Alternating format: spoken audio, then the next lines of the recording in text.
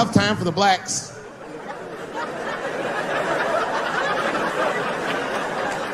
These are not good times for the blacks. I don't know if you know what I'm talking about, right?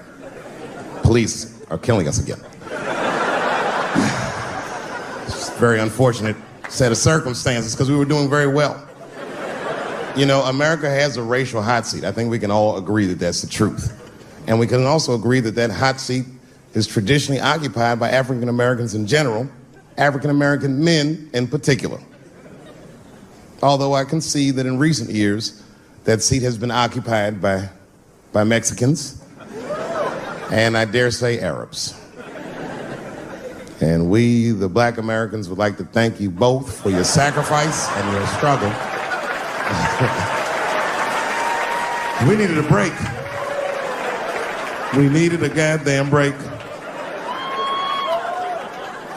We all go through something, but at least I can leave my backpack someplace. If you Arab and forget the backpack, you got about 20 minutes before they send that robot to blow your shit up. Fuhad. Now ISIS is #1 on the terrorist charts. And ISIS is fucking scary. Because if ISIS catches you, they're going to cut your head off. That's what they do. I've seen them do it on YouTube. It was fucking awful. He looked right in the camera and say, "Obama, I am back." I saw that shit. I said, oh my God. Don't like.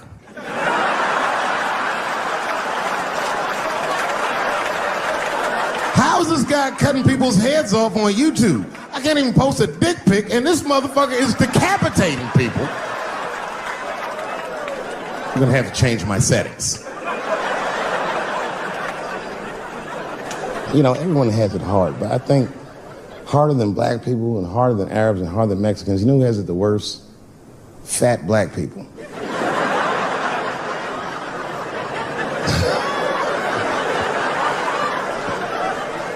It's hard for white people to understand, but that's what I'm saying is very true. Fat black people have a really rough road because all manner of things kill white people, but you know what kills more black people than anything, more than police and terrorism? Salt, nigga, regular. Here, white people are getting Ebola cures and shit, and meanwhile, I'm dying from fucking the flavoring.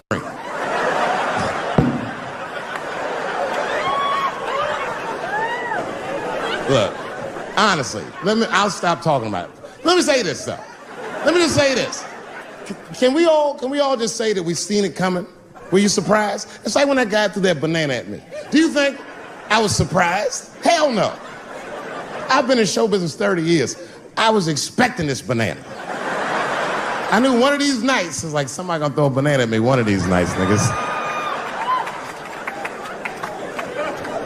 Because that's how it starts, with the name calling. Like that Paula Deen. Remember Paula Deen got fired from the Food Network? If you know anything about show business, it is really hard to get fired from the fucking Food Network. And they dropped that bitch like a hot potato. All because she called somebody an N-word 30 years before she had a show.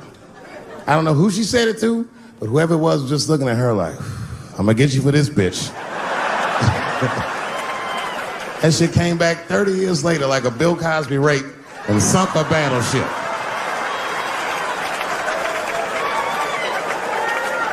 And every black person was mad, but we weren't like that mad. I was just like, well, how's this bitch gonna call me a nigga when she taught me how to fry chicken? That's not fair.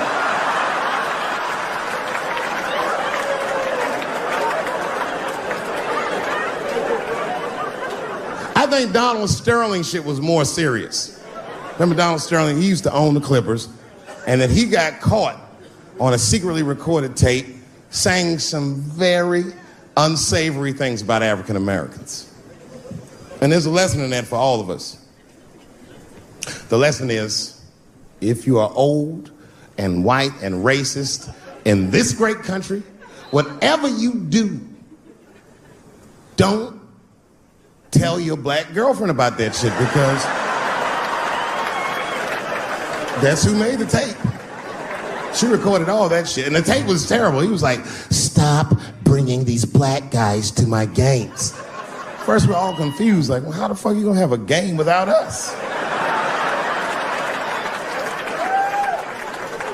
But it turned out that the black guy he was speaking of was none other than Magic Johnson, the billionaire.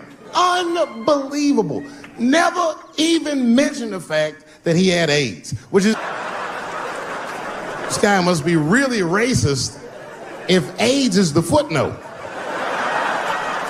Well, you gotta be careful, baby. He got the old Ebola.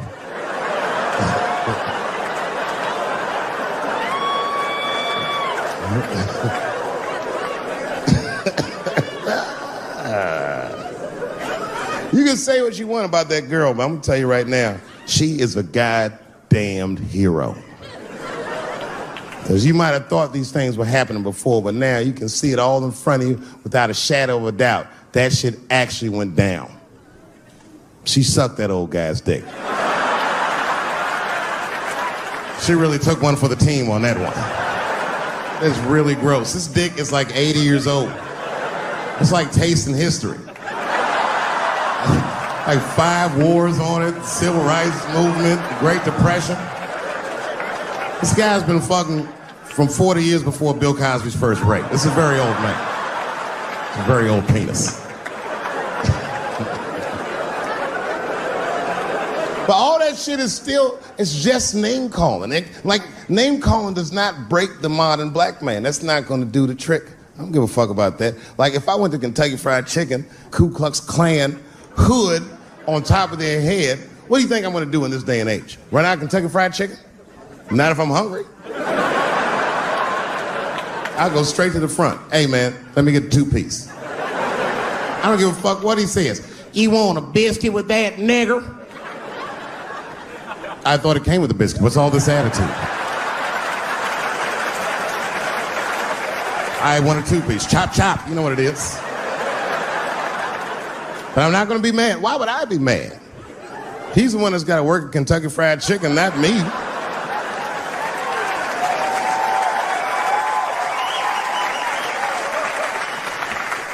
Well, how about this? What if I lived in Austin and I had a white girlfriend? It's possible in Austin. As a matter of fact, some people say it's necessary, but that's not the point.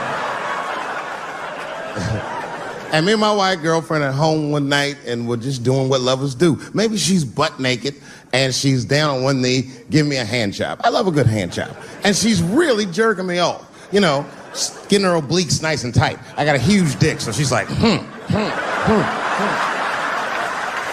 And I'm like, wow, this really feels wonderful. I think I'm gonna come. Nigger. I know, that's a tough one. But what do you think I'm gonna do? Hey!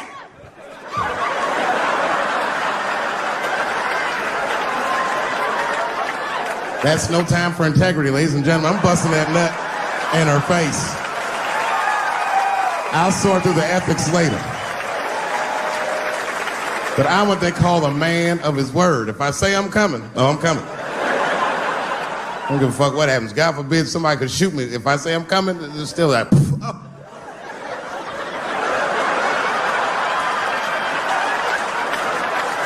Doesn't mean I like getting shot.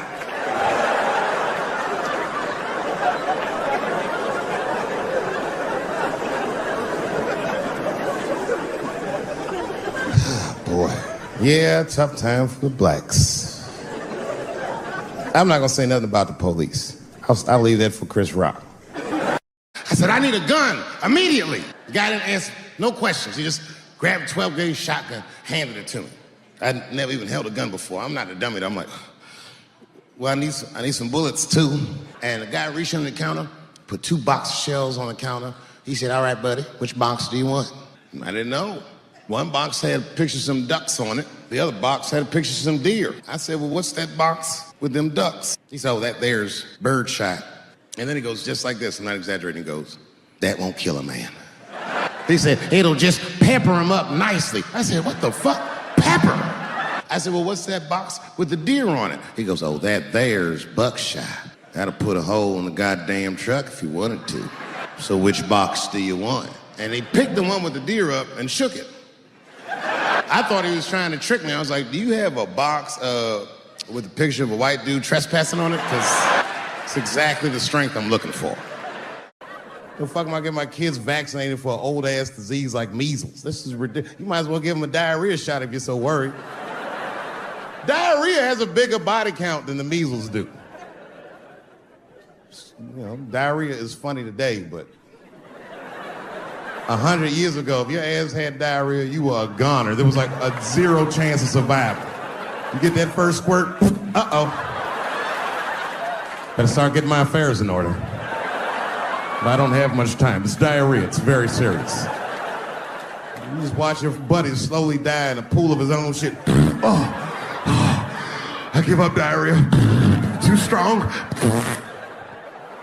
Nowadays, your buddy just be like, oh, well, you got diarrhea? Just eat a banana, nigga, drink some water, let's get to the club. Still make last call. Because if these women were serious, you know what they would have done? They all would have fired their agents. And they would have went to the mailroom of one of these big agencies and found a woman that was busting her hump in there and said, if you want to talk to us, then you have to talk to her.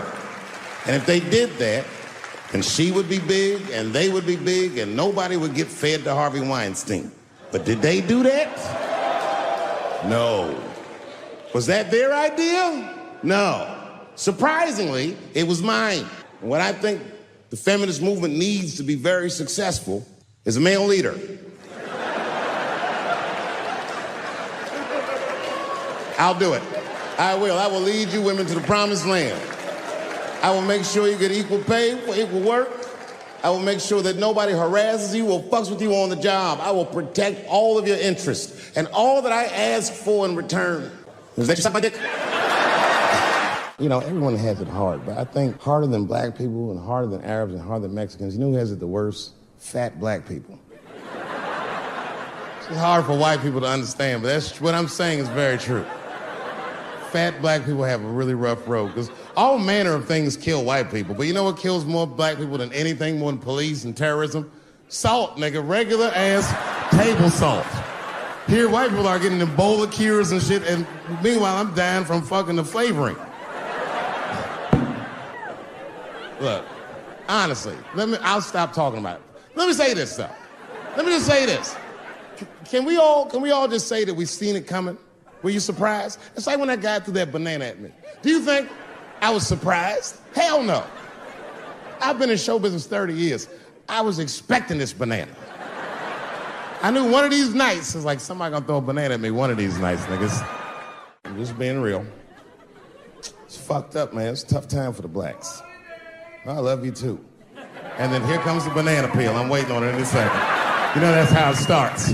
I saw in the paper today that the guy that threw the banana at me got arrested again because he threw a banana at another motherfucker in a bar in Santa Fe. Look it up online after the show. He actually did that. And that guy was black too. I'm just saying. And you know what a guy said he did it at night? He said, I did it because Dave Chappelle is racist. So, nigga, that's not the best way to handle that if I am racist. What if Martin Luther King just went around throwing tuna casserole on white people? Would that work? Huh? I seen your girl bubbling. She's drunk as hell, buddy. Listen, sir, I don't know what she's saying, but just take my advice. Get some water in her, or you're gonna have some dry pussy when you get home. I remember I was at this bar one time. This is that kind of bar it is. I was in there one time, I was fucked up, and I turned around to everybody in the bar, I go, hey, everybody, I'm gonna buy everyone in the bar around the drinks. And all the motherfuckers like, hoorah! And the bartender knew I was drunk, so she pulled me aside. Mr. Chappelle, are you sure about that? That's going to be $16. Guess who was in the bar? I thought I was seeing things. I looked across the room, and I saw the trans bitch from the picture. I said, what is a trans person doing in a place like this? This is very dangerous behavior. And she was with two big, buff, gay black dudes.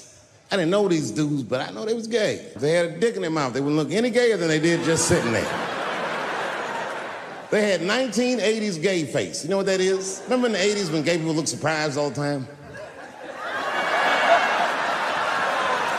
You think like Caitlyn Jenner's a bad person. I'm not mad at her for doing it. Not even mad at Sports Illustrated. If I'm mad at somebody, I'm probably just mad at myself. You understand? Because deep down, I know that I am not strong enough to not look at those pictures. And I don't think I'm ready to see what she's trying to show me. So Caitlyn, God damn it, if you go through with this thing, bitch, you better go hard or go home. I want you to go all the way. Hustler style. Do you know what hustler style means, miss? That means spread the lips.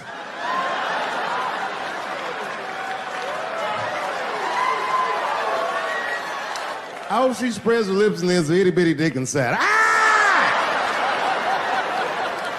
The show is behind the curtains.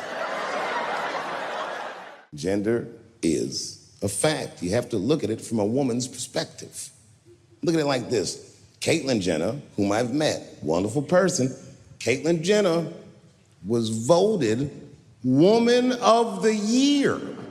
Her first year as a woman. Ain't that something? Beat every bitch in Detroit. She's better than all of you. Never even had a period. Ain't that something? Oh, I'd be mad as shit if I was a woman. I'd be mad if I was me. If I was in a BET Awards sitting there and they're like, and the winner for Nigger of the Year, Eminem, my man. You can see it. You ever have this happen? This is how confusing it is. This is the practical application of what I'm talking about. Like a guy be out, this happens to a lot of guys, you be at a club, bar, right? You're kicking with your boys, and a girl walks by, and man, she looks good. She looks good. Not good in that classical way. I mean, you know, I'm talking good like she got half her ass hanging out her skirt. Her titties are all mashed together, popping out the top of her turtleneck and shit.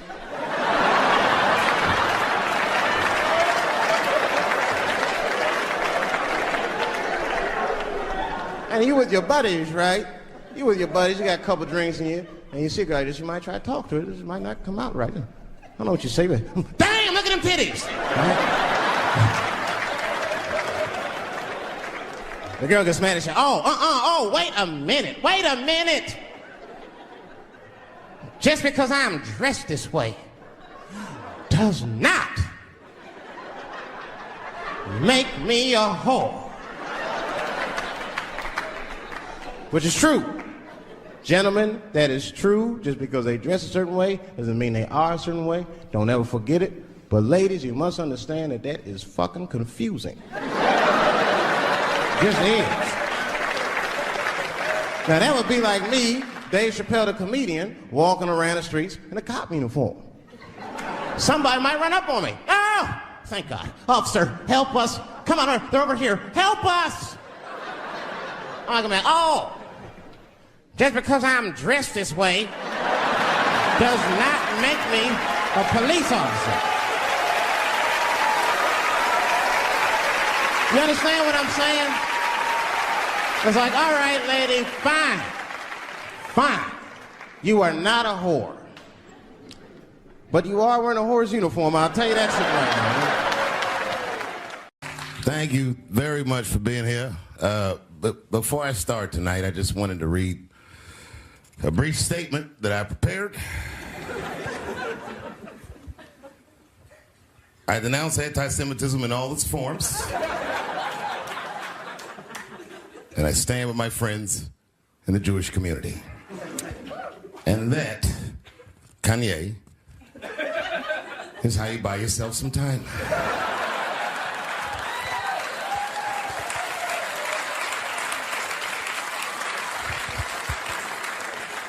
I gotta tell you guys, I've probably been doing this 35 years now. And early in my career, I learned that there are two words in the English language that you should never say together in sequence. And those words are the and juice. I've never heard someone do good after they said that.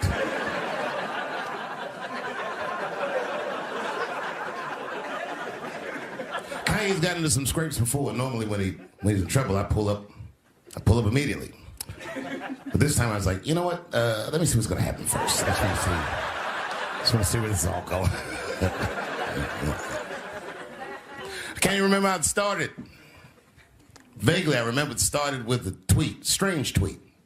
It was like, I'm feeling a little sleepy. I'm gonna give me some rest, but when I wake up, I'm gonna go DEFCON 3 on the Jews. And then he just went to bed. I was up all night worried. What is he going to do to the Jews?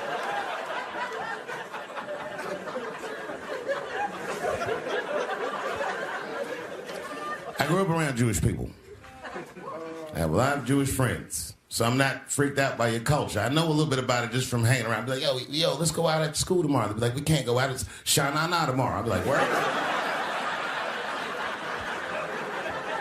what is Shanana? I had so many questions. Why do some of your people dress like Run DMC?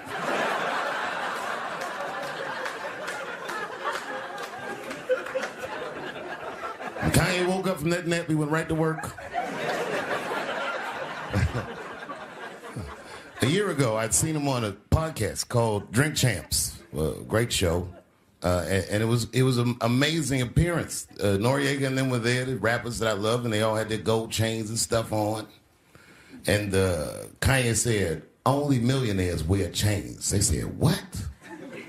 He said, I'm a billionaire. Billionaires don't wear their money on their body. I tucked my chain and I said, oh, snap. That's right. It was a good appearance. It was fun and funny. But when he woke up, he went on Drink Champs again. This time, he was on one. He was mad about something. He said, I can say anti-Semitic things, and Adidas can't trap me. Now what? Adidas dropped that nigga immediately.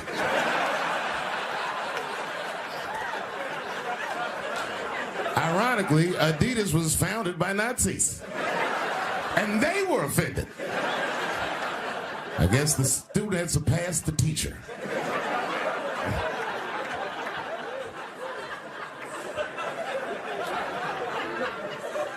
It's a big deal.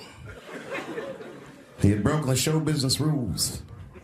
There's just a rule. You know, the rules of perception. If they're black, then it's a gang. If they're Italian, it's a mob. But if they're Jewish, it's a coincidence, and he should never speak about it.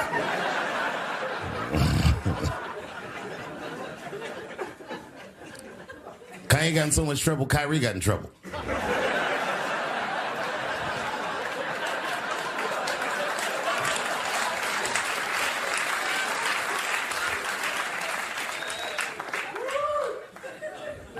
Kyrie Irving posted a link to a movie that he had seen on Amazon. No caption on the post or nothing like that. But apparently this movie had some, I don't know, anti-Semitic tropes or something. And it was some weird title like From Hebrew to Negro or something. And the NBA told me he should apologize, and he was slow to apologize. And then the list of demands to get back in their good graces got longer and longer, and this is where, you know, I draw the line. I know the Jewish people have been through terrible things all over the world, but you can't blame that on black Americans. You just can't. You know what I mean? Thanks to the one person that said that. A fair punishment would be he should just post a link to Schindler's List and y'all write your own captions.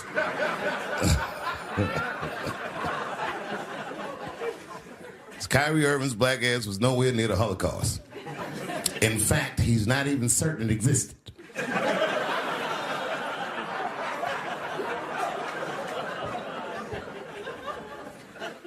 I saw one news pundit screaming about Kanye. She said, mental health is no excuse for that type of language.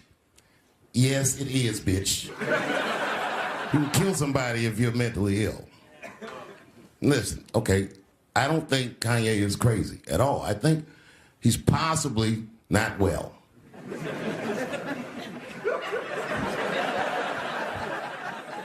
Well, I've been to Hollywood. I don't want y'all to get mad at me. I'm just telling you, I've been to Hollywood. This was just what I saw.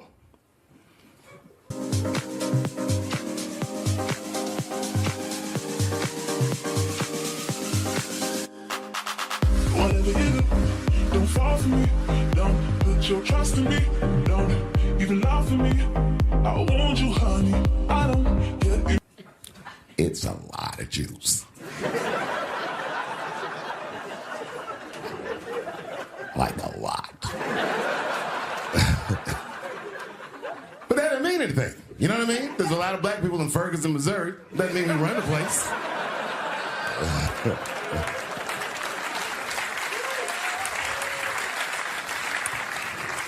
I could see if you had some kind of issue, you know what I mean? You might go out to Hollywood and your mind might start connecting some kind of lines, and you could maybe adopt the delusion that the Jews run show business. It's not a crazy thing to think, but it's a crazy thing to say out loud in a climate like this.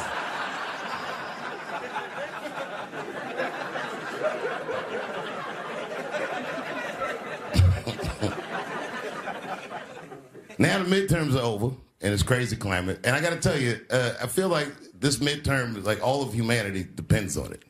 And it's an ominous sign. The most ominous sign of the midterms, I believe, would be Herschel Walker, who I don't want to speak badly of because he's black. But I have to admit, he's observably stupid.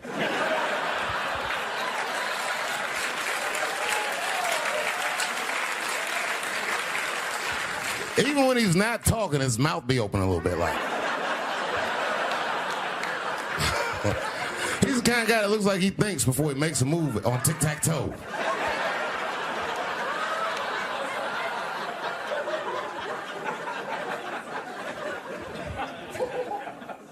And I'm watching the news now, they're declaring the end of the Trump era. Now, okay, I can see how in New York you might believe this is the end of his era. I'm just being honest with you. I live in Ohio amongst the poor whites. A lot of you don't understand why Trump was so popular, but I get it, because I hear it every day. He's very loved. And the reason he's loved is because people in Ohio have never seen somebody like him. He's what I call an honest liar. Well, I'm not joking right now. He's an honest liar. That first debate, I'd never seen anything like it. I've never seen a white male billionaire screaming at the top of his lungs, "This whole system is rigged," he said.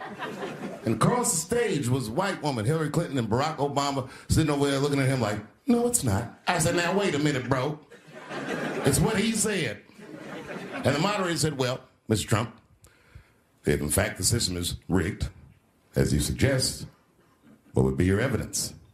You remember what he said, bro? He said, "I know the system is rigged because I use it." I said, "God damn." And then he pulled out an Illuminati membership card and chopped a line of cocaine up and did it right at the podium.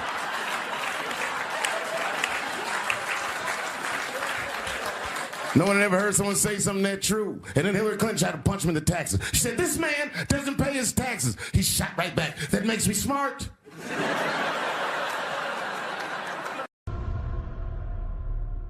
I came back here where I started because I will shoot my final Netflix special tonight.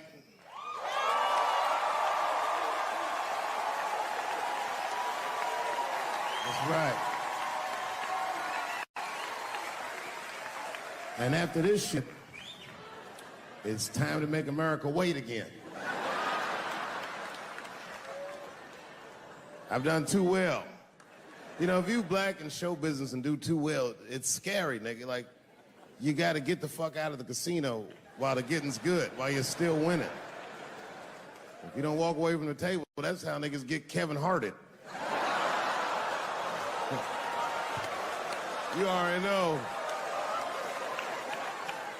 That's my man. I'm just saying, if he got a sex tape out, well, it's just a matter of time for me.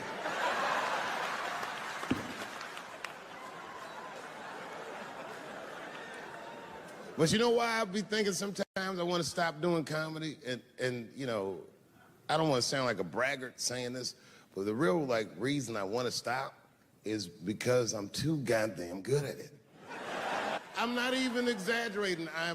It's not exciting. Every night before I come out on stage, I'll be backstage like, I'm sure this is gonna go well. And it always does. I'm so good at writing jokes, and this is not even an exaggeration. I actually write jokes backwards. I will write a punchline with no particular setup in mind. I just put it on a scrap of paper, and I'll throw that scrap of paper in my fishbowl. I have a fishbowl in my house filled with random punchlines. And every once in a while, I'll shake the bowl, and I'll dig in there and just pull one out and see if I can make that shit work. And I picked one for this special. It's not an easy punchline to pull off. Are you ready? Yeah. Here it goes. The punchline is, so I kicked her in the pussy.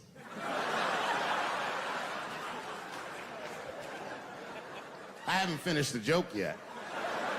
I just know whatever happens in the beginning of the joke, at the end of the joke, for some reason, I'm gonna kick somebody in the pussy. And it's going to be hilarious. And you know what's weird? I've always remembered a time when I wasn't. You know, when I was growing up, I was probably about 8 years old, and at the time, we were living in Silver Spring. Yeah. Yes. Common misconception about me in D.C., a lot of people think I'm from the hood. That's not true. But I never bothered to correct anybody because I wanted the streets to embrace me. As a matter of fact, I kept it up as a ruse. Like sometimes I'll hang out with rappers like Nas and them, and these motherfuckers will start talking about the projects. Yo, it was wild in the PJs, yo. And I'll be like, word, nigga, word. But I don't know. I have no idea. My parents did just well enough so that I could grow up poor around white people.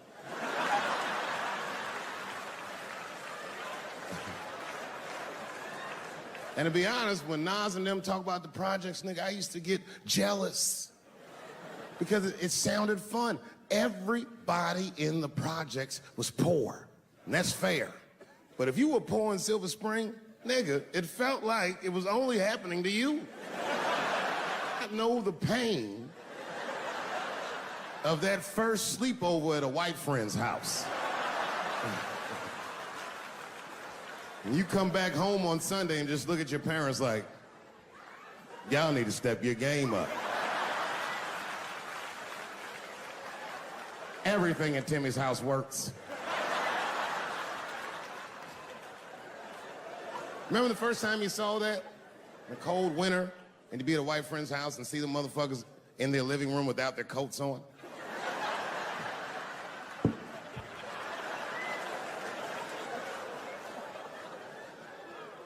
Timmy was one of my first white friends, like, in my life, man. He's a good dude, too. He moved to Silver Spring from Utah, of all places. I guess his family was affiliated with that Mormon church they got down there, and me and him used to hang out. And one day I was at his house, we were just hanging out, and Timmy says, Dave, why don't you stay for dinner tonight? I said, oh, man, I'd love to, but I can't. If I'm not home before dark, my mother will kill me. That was a lie. My mother had several jobs. I hadn't seen her in like 3 or 4 days. At that point in my life, it was my experience that white dinner wasn't delicious.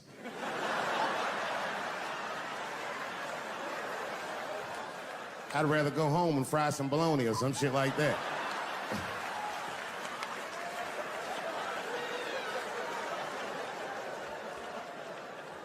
But then old Timmy threw me a curveball I wasn't expecting. He said, well, it's too bad you can't stay, Dave, because Mom made stovetop stuffing. I said, what the fuck, stovetop? Well, hold on, nigga, let me make some phone calls real quick. I had seen that commercial so many times, I had dreamt of getting my hands on some of that stovetop stuffing. And finally, I met a motherfucker that actually had a box of stovetop in the house. I couldn't miss this opportunity, so I pretended to call my mother. And then I came back and I said, Timmy, you're not gonna believe this great news. Mom said I can stay. And he said, fantastic. He said, why don't you come with me and we'll help set the table and then we can say the blessing. I had no interest in setting this motherfucker's table or saying these crazy ass Mormon prayers. I just wanted that goddamn stuffing. My hands first. My plan was simple. wash my hands slowly, and by the time I'm done, the table will be set, the blessing will be said, and all that there will be left to do is eat. Went to the bathroom. I washed my hands very slowly. I must have been in there for about 10 minutes. And suddenly, one of his mothers came to the door.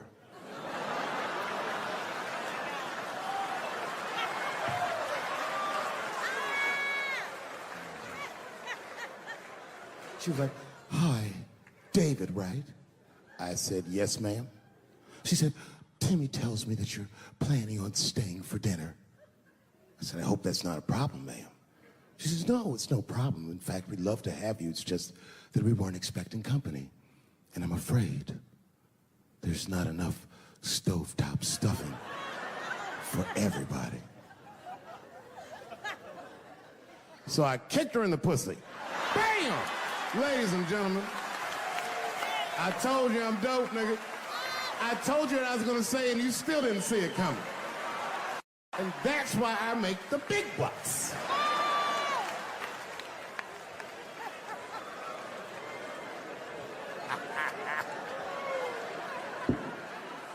Oh my God.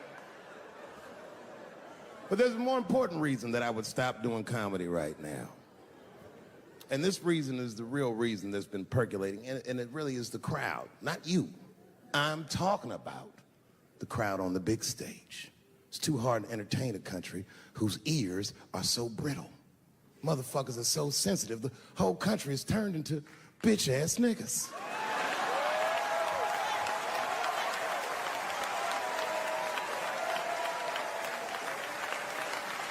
Everything you say upsets somebody. You know, I can remember when it all started. It was when I was doing Chappelle show. When I was doing Chappelle show, I used to do the show, and then on the weekends I do like concerts and shit like that. So I'm doing a concert, and there was a couple in the front row, beautiful couple. The wife was obviously Asian. You could see it in her face.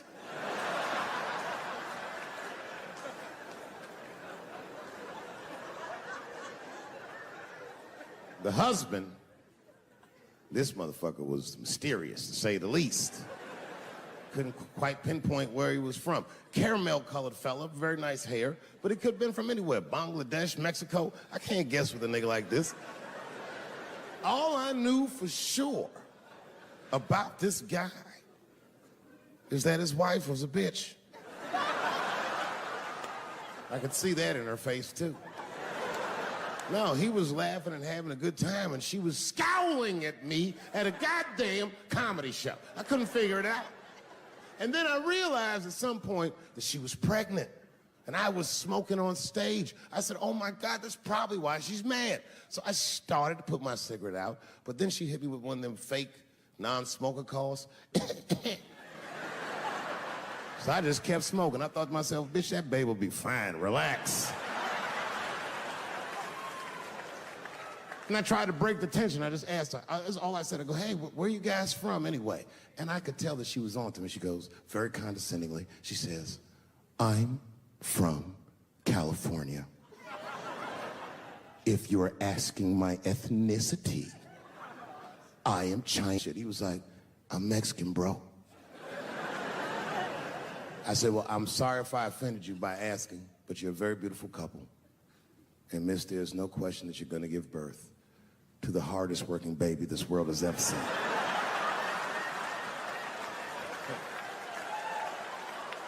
That's not a bad joke.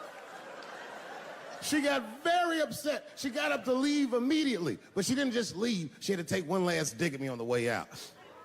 "I will never buy one of your fucking DVDs again, Dave Chappelle."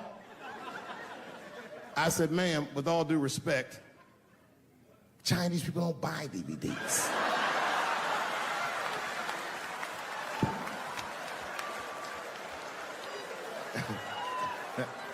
And the crowd went crazy. We were all laughing, having a good time. I didn't even think anything of it. And then just 3 days later, this lady sends a fucking letter to my promoter telling him not to book me for shows anymore because I was, quote, racist, and I'm quoting her, insensitive to the nature of my interracial marriage. I was like, word, bitch, I was.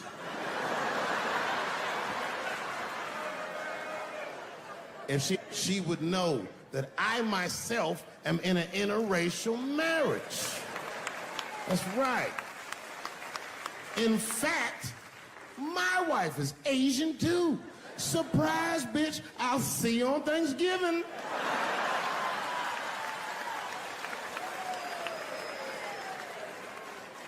But my wife's not Chinese. She's Filipino.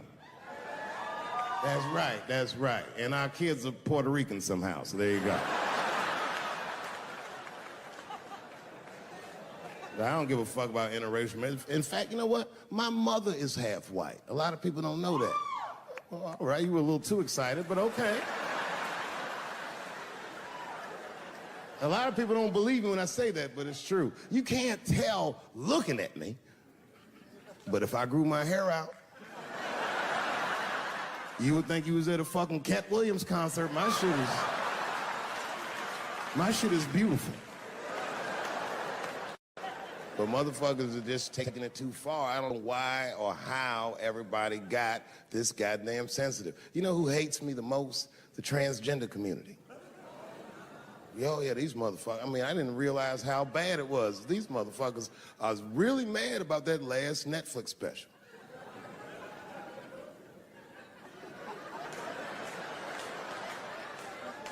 It's tough, man. I don't know what to do about it because I like them. I always have. Never had a problem with them.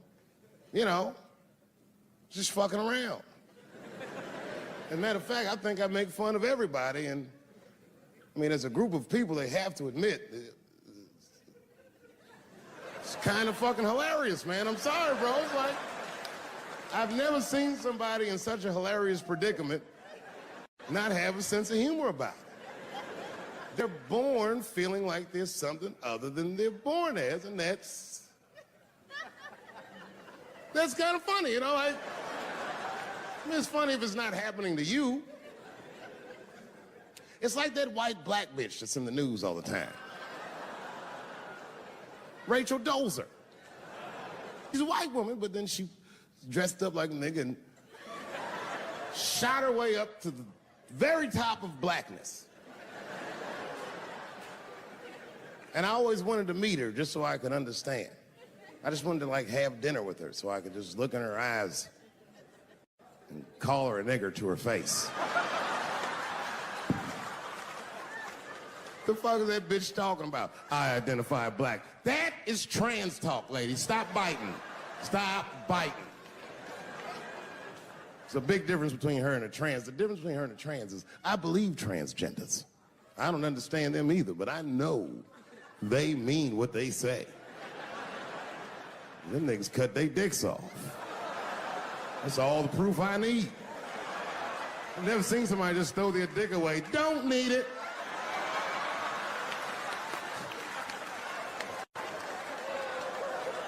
I don't understand, but I believe you and I support your decision, motherfucker.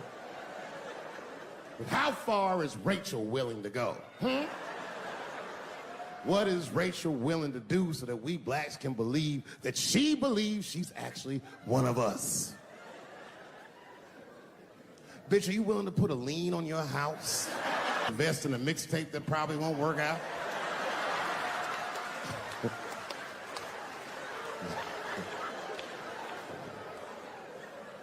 She didn't even change her name. Didn't even change her name. Her name is Rachel. I can't believe in that name. If you want my support, you're gonna have to change your name to the blackest shit I've ever heard. Bitch, you're gonna have to change your name to Draymond Green. I don't know a blacker name than that. That shit is black on paper. If you type Draymond Green into Airbnb, that shit will log off automatically.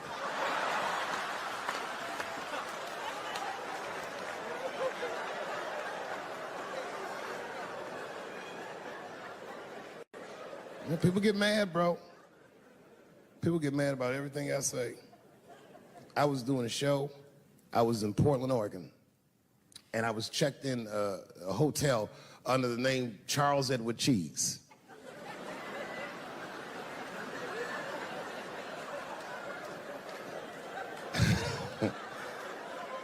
I came back, and there was a note. It was like a letter on my desk. It was addressed to Mr. Cheese.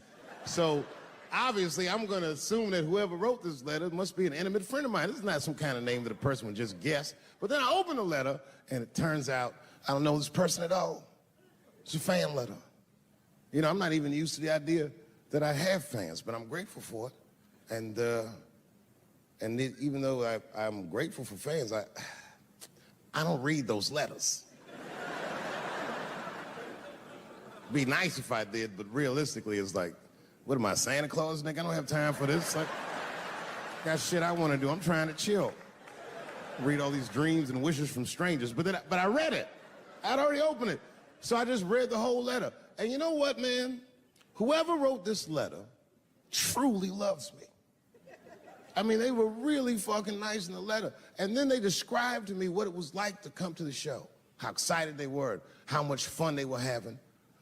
And then they said that when I got to my jokes about transgenders, that they were, quote, devastated. Because it turns out that whoever wrote the letter was transgender. Now, I'm going to be real for a second. You got to understand, I never feel bad about anything I say up here.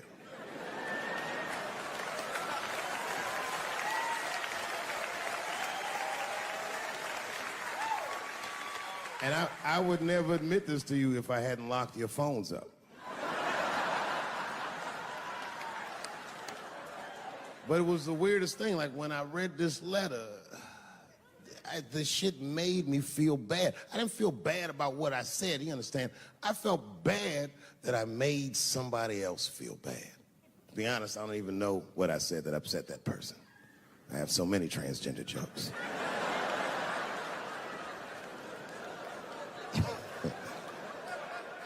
But I feel like it was probably this joke I'm about to tell you right now. And it's not even that bad of a joke. It's a true joke. I mean, it's not true, but I had read in the paper that Caitlyn Jenner was contemplating posing nude in an upcoming issue of Sports Illustrated. And I know it's not politically correct to say these things, so I just figured, fuck it, I'll say it for everybody else. Yuck. Oh, sometimes I just want to read some stats. I don't know why you're going to cram some man pussy in the middle of the sports page like this. I just didn't think that was the place for it. But I wasn't saying anything like Caitlyn Jenner's a bad person. I'm not mad at her for doing it. Not even mad at Sports Illustrated. If I'm mad at somebody, I'm probably just mad at myself. You understand? Because deep down, I know that I am not strong enough to not look at those pictures.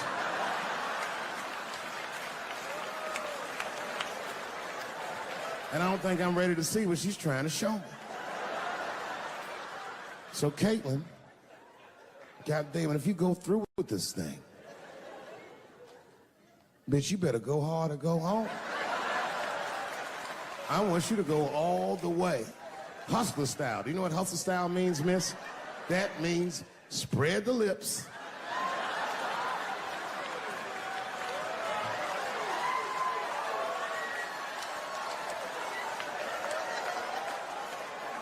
I hope she spreads her lips and there's an itty bitty dick inside. Ah! The show is behind the curtains.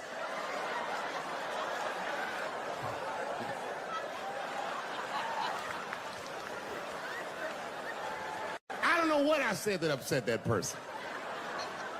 But I'm going to tell you something. When I read that letter, and the moments after I read it, I did something that many black men in America do not have the time or the money to do. I thought about how I felt.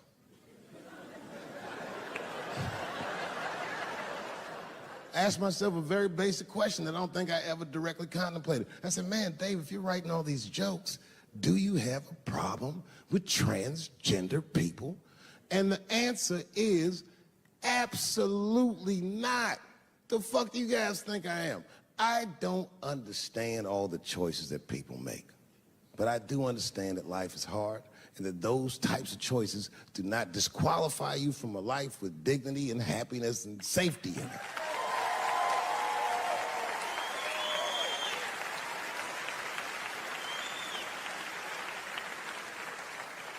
But if I'm honest,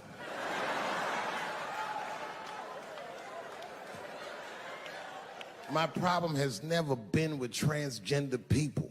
My problem is transgender people. I just feel like these things should not be discussed in front of the blacks. It's fucking insulting, all this talk about how these people feel inside. Since when has America given a fuck how any of us feel inside?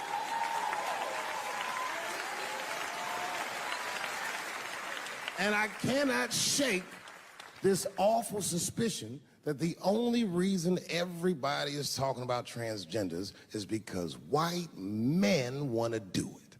That's right. I just said that.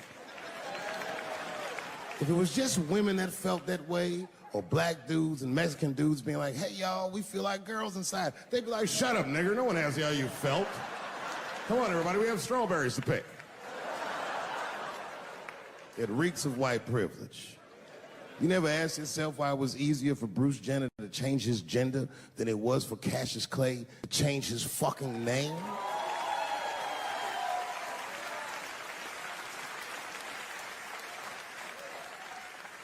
And if I were to be brutally honest, the only reason I ever been mad at the transgender community is because I was at these niggas for 6 songs straight. I had no idea. And then the lights came up and I saw them knuckles. I said, oh no! And everybody was laughing at me. Hi, world star. I said, why didn't you say anything? And then I heard that sultry voice. I didn't say anything, Dave Chappelle, because I was having a wonderful time. And I wasn't sure how you'd feel about it. I said, you knew how I'd feel. And she said, I'm going home. I don't want any trouble from you. I said, home? It's only 2 songs left. I mean, we might as well finish tonight. And we ended up having breakfast together. Oh, grow up. That doesn't make me gay. I just titty fucked her. These titties are as real as any titties in L.A. It's 2 o'clock in the morning. I was just borrowing a little friction from a stranger. Whoops.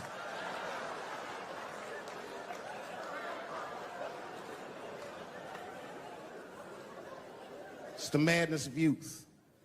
It's the types of mistakes that a man makes when he's young. I wouldn't even know that it's necessarily a mistake. It was a wild night out. But I don't do it like that anymore. I'm old. I'm 44 now. Thank you. It's the first time in my life I've ever started to physically feel my age. It's tough, man. You know how I know I'm getting old? This is embarrassing, but I was in my hotel room. I'm not gonna lie, I was jerking off, and I was really sweating it out. And this is when I knew I was old. I just gave up in the middle, like nothing even happened.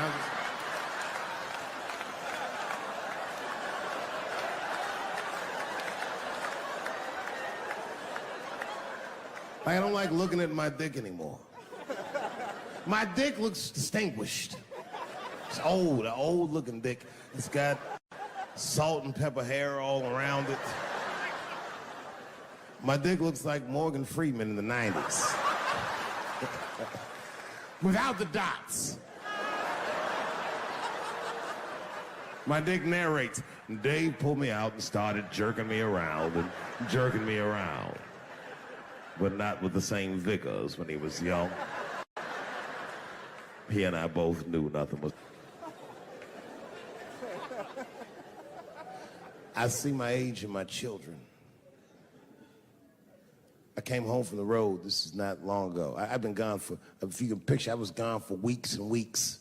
And when I came back, nobody was home. Now, one person in my family thought that maybe I'd like to see them when I got back. Like, they knew when I was coming back, but they just weren't home. And that shit was a wake-up call. You know, like when my kids were little and the tour bus would pull up to the house, these motherfuckers would spill out. Dad is home, hooray! And they'd hug me and kiss me, and then as the years went on, they'd get less interested. Hey, everybody, look, it's Mr. Promises back from the road.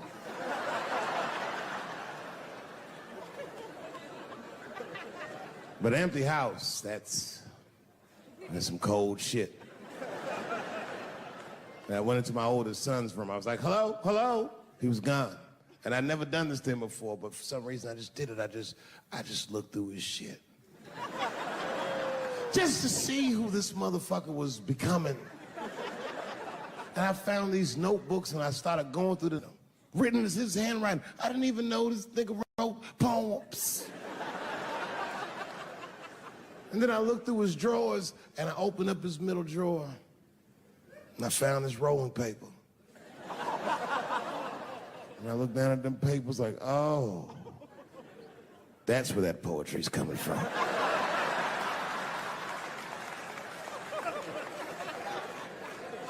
And that shit broke my heart. I mean, I smoked weed, but I mourned my son's innocence. And I cried a little bit. And I took his papers upstairs to my room. Rolled some weed that I'd hid from the family. And I got really high. And then I got paranoid, so I put his papers back how I found them. So he wouldn't know what I was up to. This nigga won't even know that happened until he sees the special.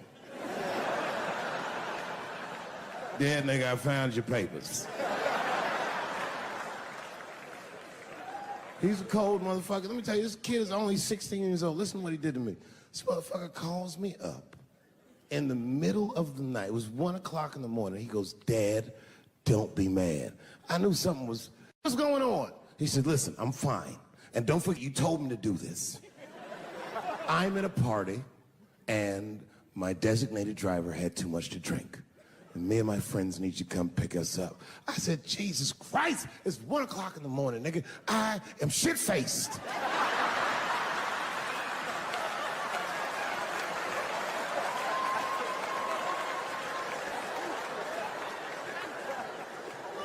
But I figured, fuck it, it's better me than some kid. I might as well roll the dice and go pick my nigga up. I said, all right, I'm coming to get you. Just give me the address and I'll be right there. And then he gave me the address and I was shocked. I said, son, you are not gonna believe this, but I'm at the same party, nigga.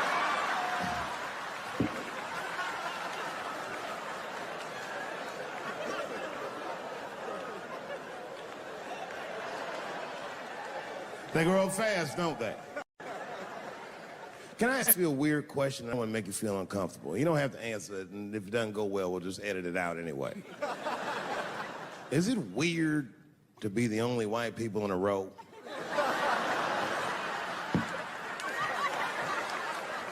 Is it weird? I mean, you can be honest. Does it feel strange? Are you worried at all? Give me your money, motherfucker. I'm just fucking around. This guy got ice in his veins. He didn't even buckle. You know, like many black men my age, the first time I voted was 8 years ago. Right. I saw Obama on TV. I said, oh, I'm voting for this nigga. I remember the day I voted for Obama. I voted in Ohio, and my vote matters in Ohio.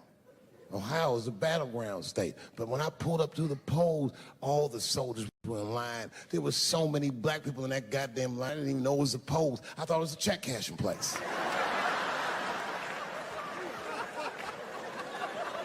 We were hugging each other, and old people were singing hymns and spirituals. J Verdict times 10 or some shit. I've never seen black people that happy. 8 years later, I'm pulling up to the polls again. This time, I'm driving a brand new Porsche because the Obama years were very good to me.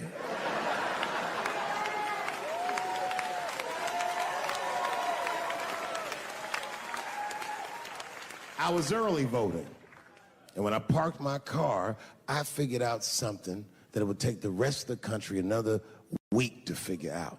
I understood that Donald Trump was going to be our next president because in Ohio, unlike D.C., you could see the results in the parking lot. Saw these goddamn pickup trucks and tractors and shit.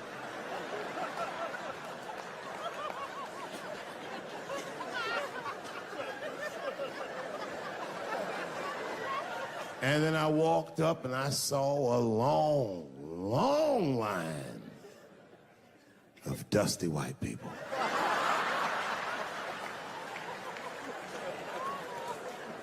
Yes, ladies and gentlemen, these were the poor whites.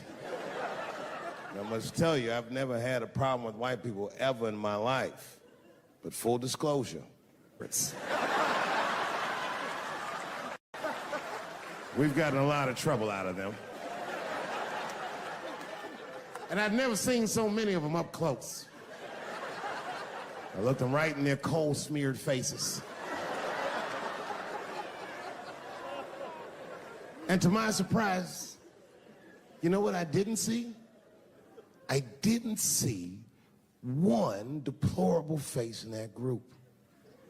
I saw some angry faces and some determined faces, but they felt like decent folk. No, they did. In fact, I'm not even lying, and I didn't sound fucked up, but I felt sorry for them. I know the game now. I know that rich white people call poor white people trash. And the only reason I know that is because I made so much money last year, the rich whites told me they say it at a cocktail party.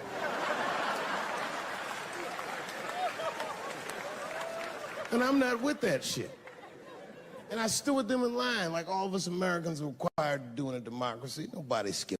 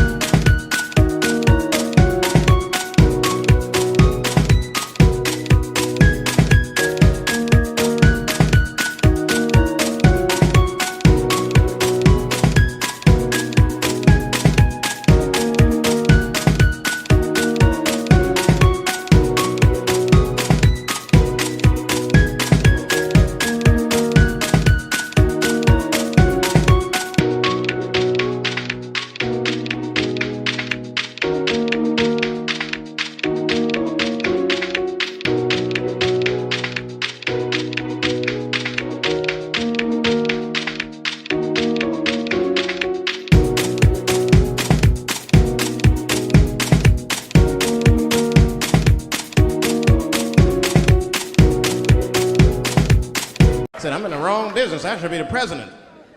Shit, I'm in the wrong business. See, the only reason I want to be president is because I'm black. That make it too hot for me. I mean, you know what I mean? I think it could be a black president one day, but you don't want to be the first one. I mean, second or third, that's fine, but that first nigga better watch out. I'm going to tell you that right now. Too hot. I mean, I'd be the first black president. I don't think that nobody would really hurt me. I'm sure somebody would want to hurt me, but I don't think they'd touch me because my vice president will be Mexican for a little insurance. You know what I'm saying? And you can shoot me if you want, but you're just going to open the border up, so you might as well leave me and Vice President Santiago to our own devices. Ain't that right, Santiago? See.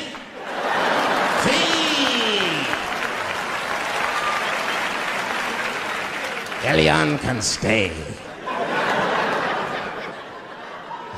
Don't worry, I don't got no Elian jokes. All I'll say about Elian is thank God he's Cuban. Because if he was Haitian, you'd have never heard about his ass.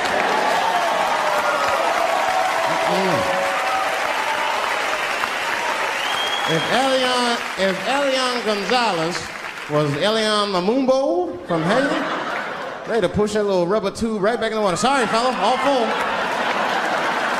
Good luck.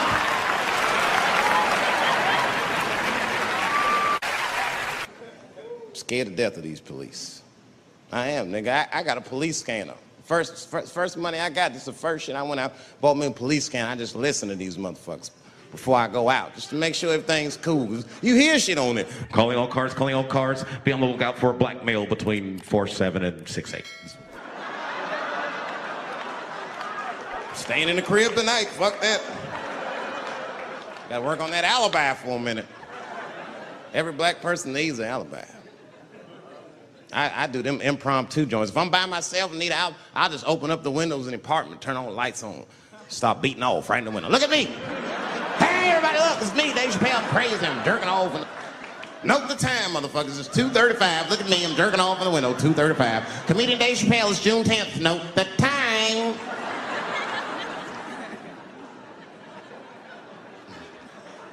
That shit could save my life. Officer David Chappelle couldn't have done that. I saw him in his window masturbating from 2:35 to 2:37. I'm certain of it. He was standing on a clock and holding a calendar and today's paper. Fuck, I need an alibi. I can't be no celebrity. This shit is just the worst.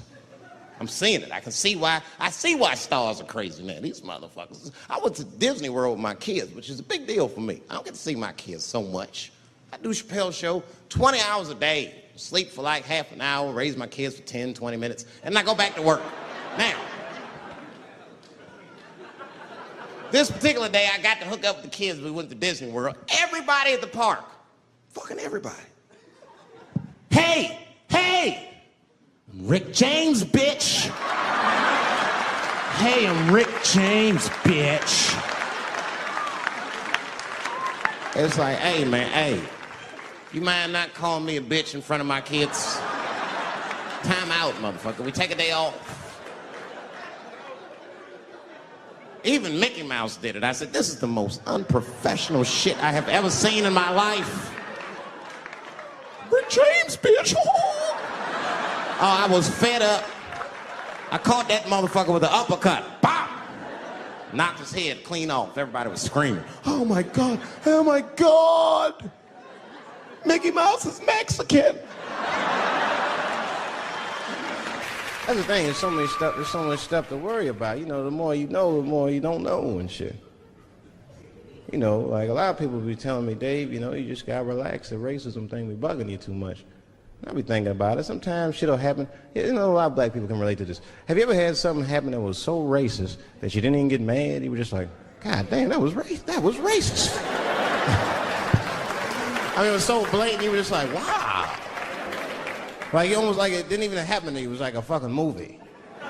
That was like you was watching Mississippi Burning. Wow. That happened to me. I was in Mississippi. I was in Mississippi doing a show, and I go to the restaurant to order some food, and I say to the guy, I say, I would like to have, and before I even finish my sentence, he says, the chicken.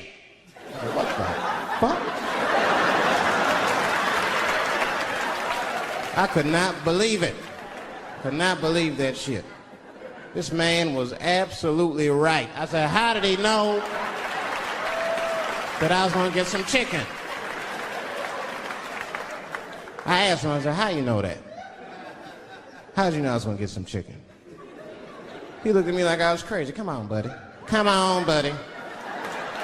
Now, everybody knew as soon as you walked through the goddamn door, you're gonna get some chicken. It is no secret down here that blacks and chickens are quite fond of one another. Then I finally understood what he was saying, and I got upset. I wasn't even mad. I was just upset. I wasn't ready to hear that shit. All these years, I thought I liked chicken because it was delicious. Turns out I'm genetically predisposed to liking chicken. I said, it's whack. I got no say in the matter. I got ruined chicken for me. I'm scared to eat it in public. I want somebody to see me and say something. You know what I mean? Like, you be eating some chicken?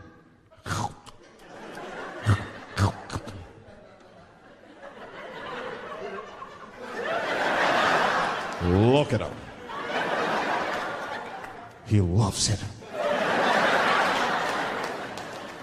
Just like it said in the encyclopedia. Look how happy he looks.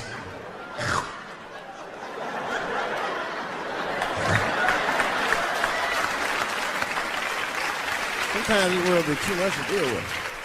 That show business be crazy. That's where the cultures really collide. Show business bring a lot of races together. Sometimes it works, sometimes it don't. This is one thing that happens that's funny. You know, sometimes I'll be on a business call, right? You know, like with a lawyer or something. You know, my lawyers be white, and like we'll be on a call, right? And they'll be like, "Oh, okay, Dave, we're gonna close the deal. Is that fine with you?" I'll be like, "Yeah, that's good for me." Great. You have a good weekend, Dave. I'll be like, "All right, you too, man. Peace." Oh, all right, bye-bye.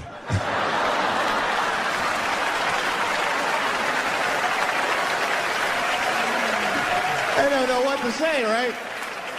So sometimes I'll make up shit that's not even slang, just to see how they handle it and shit. It'll be the same business go, "All right, we're gonna close the deal. Is that fine with you, Dave?" "Yeah, sounds good to me." "Great.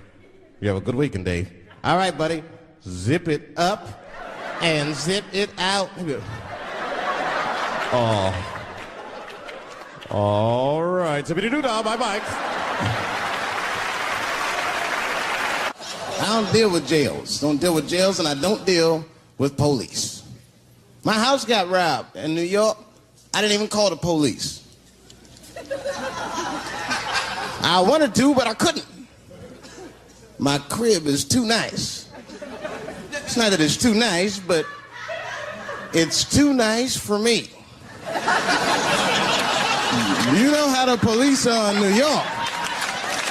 Soon as I open the door, they'll be like, "Oh, he's still here. Open and shut case, Johnson." Apparently, this black guy broke in and hung up pictures of his family everywhere. Never seen anything like it. Don't deal with them, man. I had to bail a friend of mine out of jail one time. You know, that was horrible. I was scared. I had to walk right into the belly of the beast. I tried to look as non-threatening as possible. "Hi. I'm here to bail out my buddy." "Oh, okay.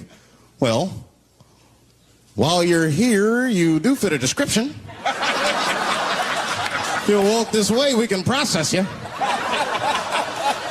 That'd always get us. It's fitting those damn descriptions. Now, I could be bitter and blame all the police, but no. I'll tell you who I blame. It's those sketch artists. They keep drawing the same brother over and over again. Who is this generic man we all look like? I want to know what they say when it's us. You know what I mean? They'd be in that room like, "Did you get a look? Do you see the guy that tried to rob you? Yes. Yes, I did. He's about 6 feet tall, I'd say. 6 feet tall? Yes. He had his hat on backwards, too. Good. That's good stuff. Hat was on backwards. Yes. He was black? Okay, big lips, big nose, hanging out. Say no more, sir. I'll draw him from memory. You know, let me get my stencil. I think we can trace this guy and save some time. I'm having an artistic dilemma. I have 2 poems. One poem is older, and one poem I just wrote backstage. Which one would you like to hear? Wait! How many for the old one? How many for the new one?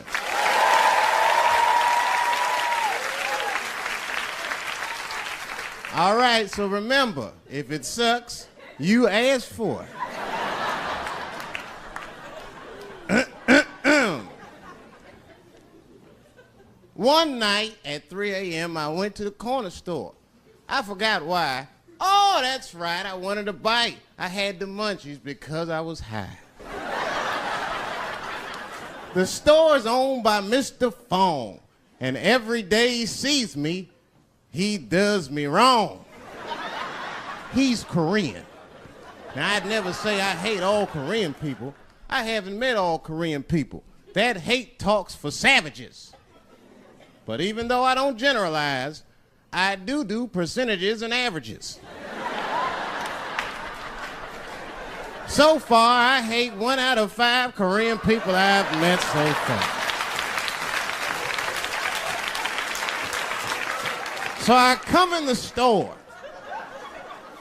Hello, Mr. Fong, I say. And he just scowls at me and growls at me.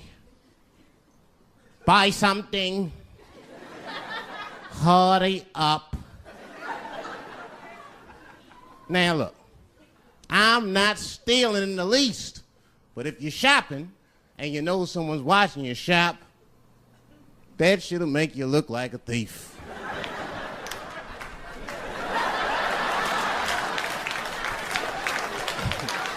Mr. Fong said, hey, I've been watching you since you came in the door.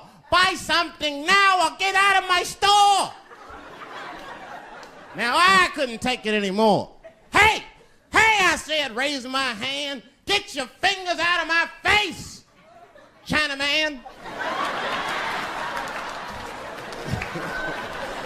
Mr. Fong said, hey, what make you think I'm Chinese? You must not know what you're saying. You made a mistake, black man. Mr. Fong is Korean.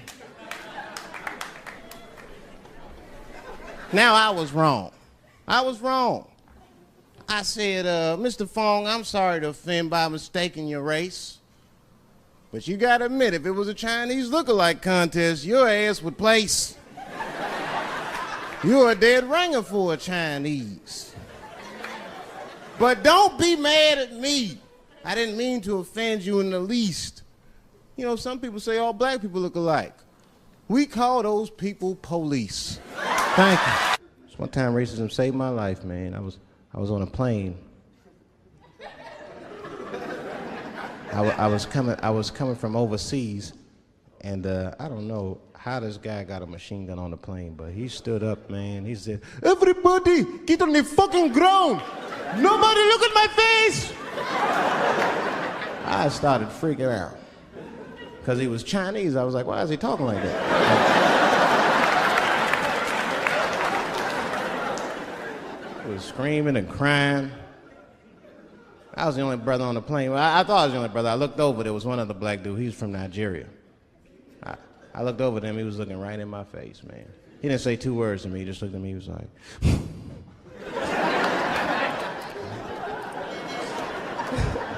He didn't need to talk, I knew just what he was talking about. I looked right back at him, I was like...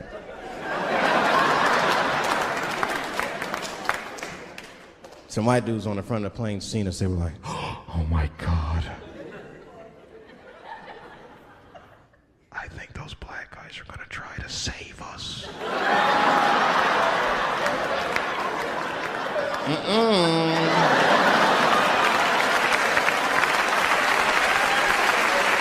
We were just communicating that we understood the situation. We were both seeing the same thing. What we understood was simple. Terrorists don't take black hostages. That's the truth. I have yet to see one of us on the news reading the hostage letter. They is treating us good. We all chilling and shit. I'd like to give a shout out to Ray Ray and Big Steve and send some Newport.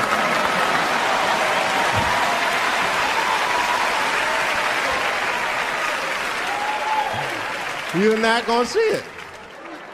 Terrorists are smart. They know what they're doing there, you know. They terrorists. They know it's black people's bad bargaining chips.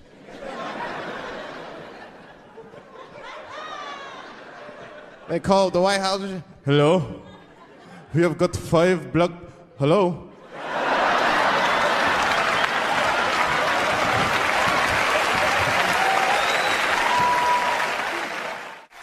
There's too much shit out there to stress you out.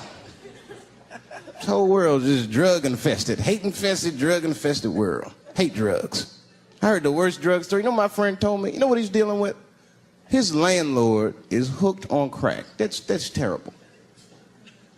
That's pressure. Your landlord's hooked on crack, that means you've gotta have the rent. You come around all the time. I got the rent. It's not even due yet, it's the 10th. Come on, I need it! Let me just get $20 of it now and then just give me the rest of the month. Every couple hours. Hey, look, I'm gonna need some more of the rent. This building's falling apart, things came up. Comes home early from a party. Landlord's in the crib going through his shit. What are you doing in my house? Ah!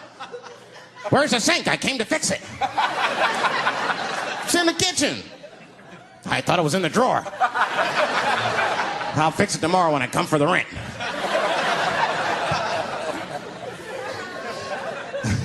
You know what I hate about drugs? I hate when like people my age and older get hooked on crack. I hate that shit. You're too old to be experimenting with the drugs at a certain point. You should be past that. You ain't doing it by a certain point, you just miss it. Drugs are really for old people anyway. You 75, you've earned the right. Shit, if I was 75, I'd do coke, heroin, everything. I wouldn't give a fuck. I'd be walking down the street, they'd be like, boy, that old man is tripping.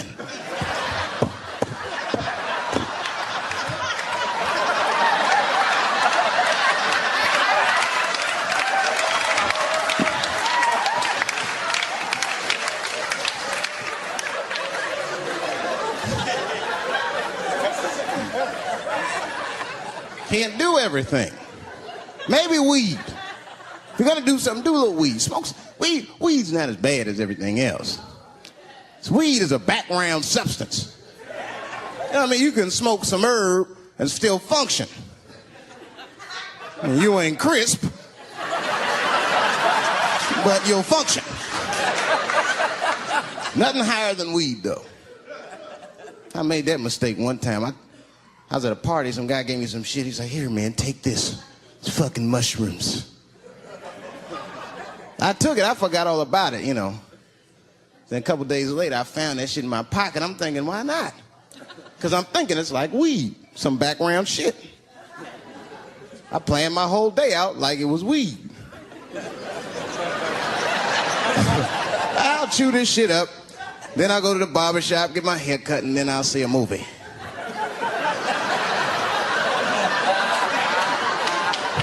I chewed it up. So far, so good. Then I was in a barber shop like an hour later. And it's funny because I was just thinking to myself, I was like, ooh, this stuff sucks. Tastes like athlete's foot. I feel sick, but I'm not really high. Then I looked in the mirror. I saw the barber's reflection, man. It looked like It looked like a big penis was cutting my hair. I freaked out. I started talking to myself, Dave, calm down. You're on drugs. This is what drugs do. Okay, you know that there is no way that a penis can cut hair. But I started freaking out, man. I just couldn't take it anymore. I jumped out the chair, half my hair was cut, I didn't care. I didn't, I just gave a barber a handful of money. It was weird, the balls opened up. Anyway, I ran home, man. I ran home as fast as I could. Tripping. I looked at the clock, it was 2:42. I was like, damn, 2:42? I gotta sober up. I had never been this high this early. I took a shower, I was still high. I said maybe music will do the trick. I listened to every CD I had, I was still high.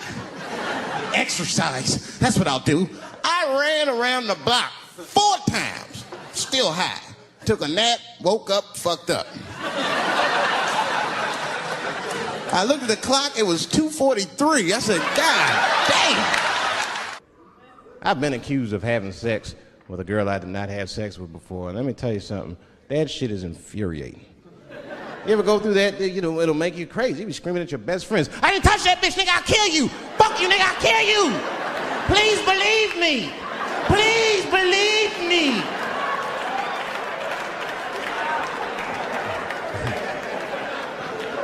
And Clinton didn't do it like that, did it?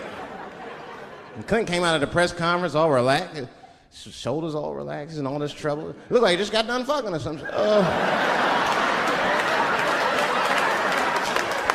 Listen, let me tell you something, America. I don't think you heard me the first time. I did not have sexual relations with that woman, Miss Lewinsky.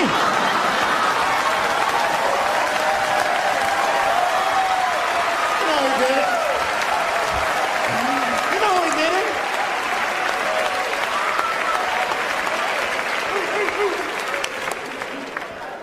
Everybody knew what that finger smelled like. Nobody cared. Nobody cared. We all watched. We was disgusted, but we kept watching the news. I know I did. I was taping it. See, I'd be at the crib like, baby, turn the lights off. The news is coming on. Every week on 60 Minutes was a different girl accusing Clinton. Remember Kathleen Willey came out? She was upset. The president called me into his office. He began massaging my breast slowly. I'm sorry.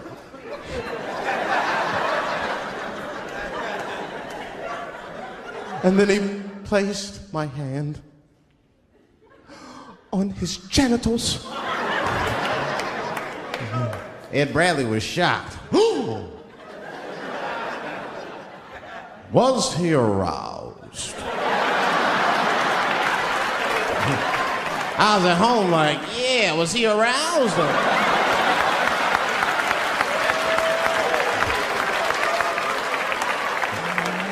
And then Ed Bradley looked right in the camera. He said, don't bust that nut yet. We'll be right back.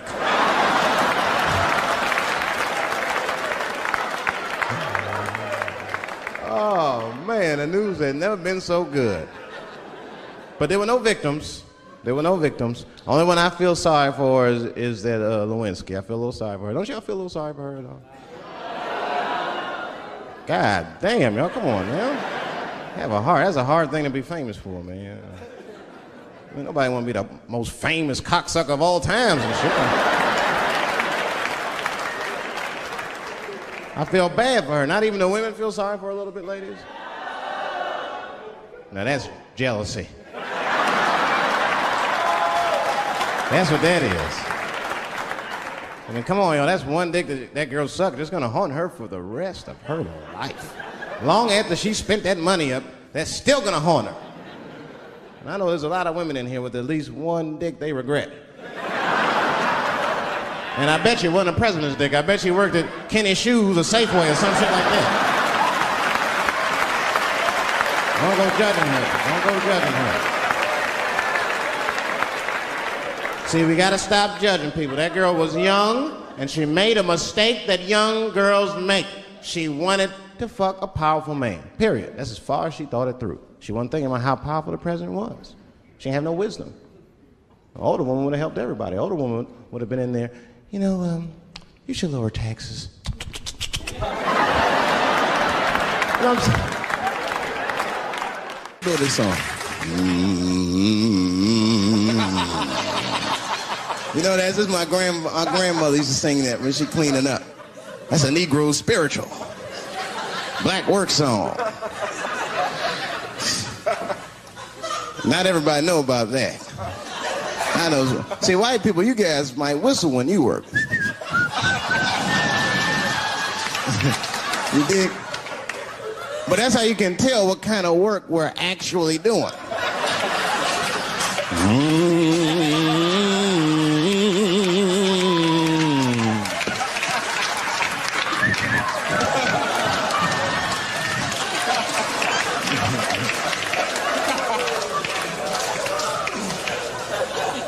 I study that kind of I do. Anything that has to do with race. I read a little here, see a little there. And I travel. That's always good. Traveling has made me a racism connoisseur, if you will. You know, it's different from region to region. Anyone ever been down south? So you guys know what I'm talking about. Now, the racism down there is just... it's perfect. It's due to a perfection. It's comfortable, it's out in the open. There are no secrets in Mississippi. Everybody knows the deal. Morning, nigger. Morning, sir.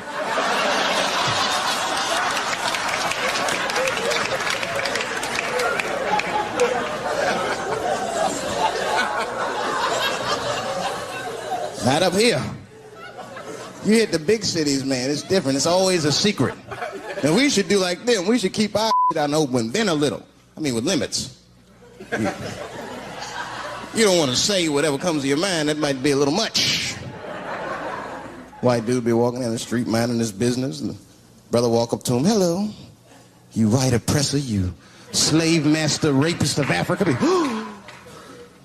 Why, hello, my big lip spear chucking friend. Touche, honky. So, Whitey, what did you do today, huh? Oppress a new land and make the people there Christians against their will?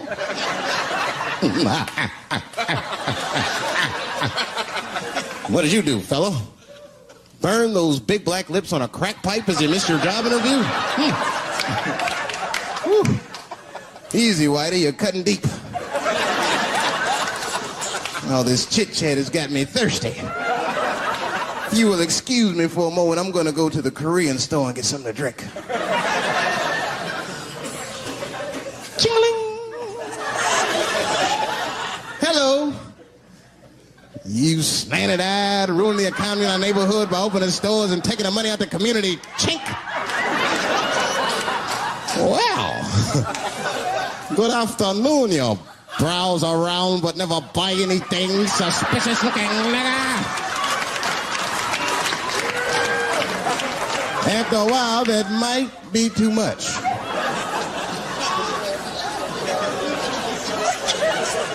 But you can't help it. If you're an American, you're a racist.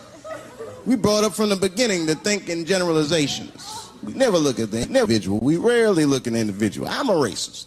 I know I'm a racist. You know how I know? The other day, I caught myself being racist against myself. There's so much getting on, I got mixed up. Forgot whose team I was on.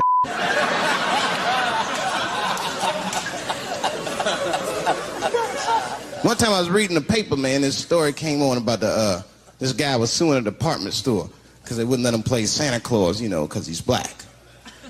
And I was actually, like, relieved when the department store beat him. That's bad. But I wasn't ready for that. I wasn't ready for the idea of a black Santa Claus, man. That would suck. So we wouldn't get our presents to the 28th, 29th. Sorry I'm late, kids. Santa got caught up with some in Vegas. I had to sell some toys to get back. Shit.